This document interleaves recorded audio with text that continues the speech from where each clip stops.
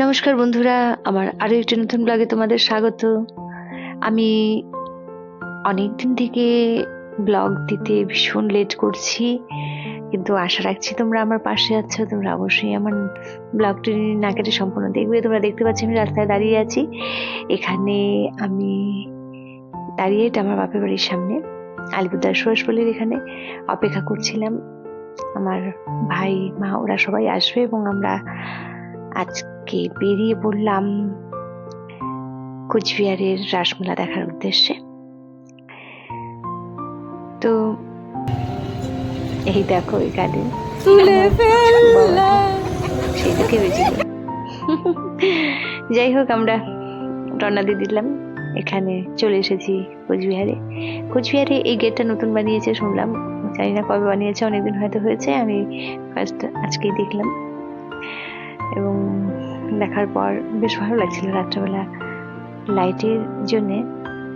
সত্যি কোচবিহার যে অনেকটা বলা যায় ঐতিহাসিক শহর, রাজাদের শহর, কোনো এক সময় কোনো এক রাজার, কোচবিহারের রাজার রাজধানী।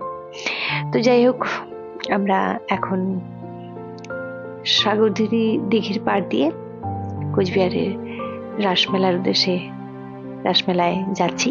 কিন্তু আমরা জানতামই না সেই দিন ছিল রাসমেলার শেষ দিন। দেখো কি পরিমাণ ভিড়।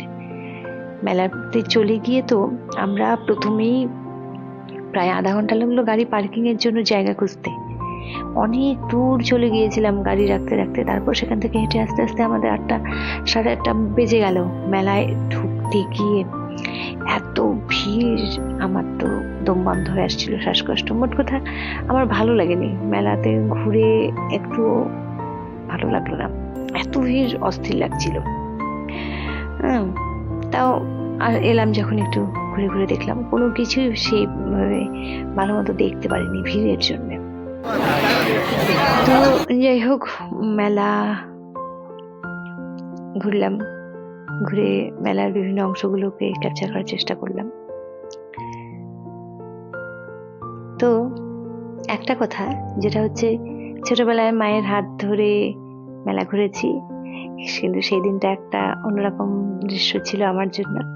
সেদিন আমি মায়ের হাত ধরে মাকে ঘোরাচ্ছিলাম, মা মেয়ের হাত ধরে ঘুরছিল মেলা।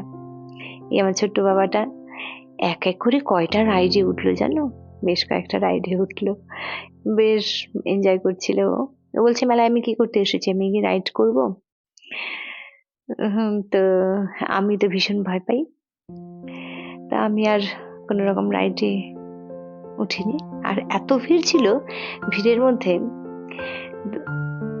কি করে কোনো কিছু কেনাকাটি বলো বা মেলার জিনিসপত্র দেখা ঘোরা কোনো কিছুই করতে পারিনি।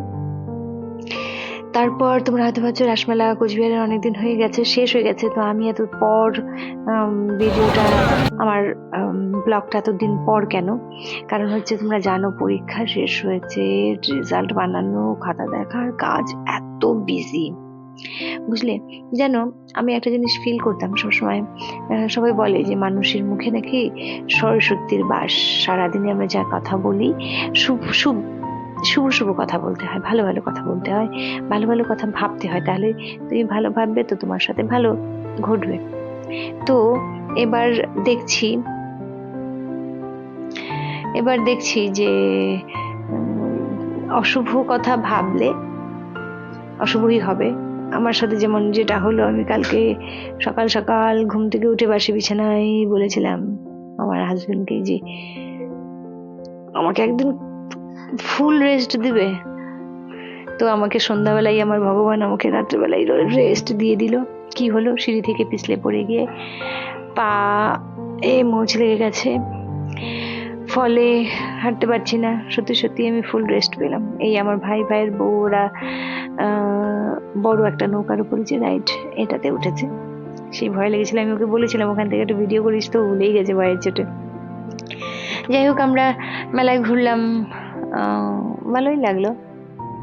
মায়ের হাত ধরে অনেকদিন পর মেলায় ঘোরা, মাকে নিয়ে মেলায় ঘোরালাম। তবে আমরা মদনমোহন বাড়ি ঢুকতে পারিনি, সেখানের বিভিন্ন রাসমেলাতে যে পুতুল সাজানোগুলো থাকে সেটাও দেখা হয়নি, মদনমোহনের দর্শন হয়নি। ঠিক আছে, আরবার একসময় যাওয়া যাবে। তবে রাসমেলায় আমার মনে হয় দিনের বেলা যাওয়াটাই ভালো। আর শেষের দিন এত বেশি ভিড় ছিল, শেষের দিকে অনেকেই যায়, ভাবে লাস্ট দিন যাবো, কিন্তু আমার তো ভালো লাগেনি, ভিড় আমার ভালো লাগে না।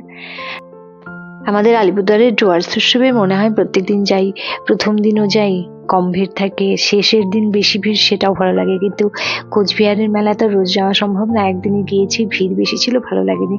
আর আমাদের গান টানও বেশি শোনা হয়নি, এই যে আমরা এখানে স্টেজের সামনে ছিলাম। তারপর আবার একটু অনেক কিছু হাবিজাবি খেলাম, দু একটা জিনিস কিনলাম, মেলার মধ্যে কেনাটাই হাবিজাবি জিনিস হয়। যাই হোক, পরে ঘোরাঘুরি করলাম। আমাদের গাড়ির পার্কিং এতটা দূরে ছিল যে ফেরার পথে দেখো পুচকাকে কিভাবে পিঠের মধ্যে নিয়ে আমরা ফিরছি। যাই হোক, আমার ভিডিওটি যদি ভালো লাগে তাহলে অবশ্যই একটা লাইক করে দিও। আমাদের কুচবিহার রাসমেলা ঘোরা বেশ ভালোই হলো। দেখা হবে তোমাদের সাথে আরো আমার একটি পরবর্তী ব্লগে, নতুন ব্লগে। চেষ্টা করবো ব্লগগুলো তাড়াতাড়ি দিতে। সবাই ভালো থেকো,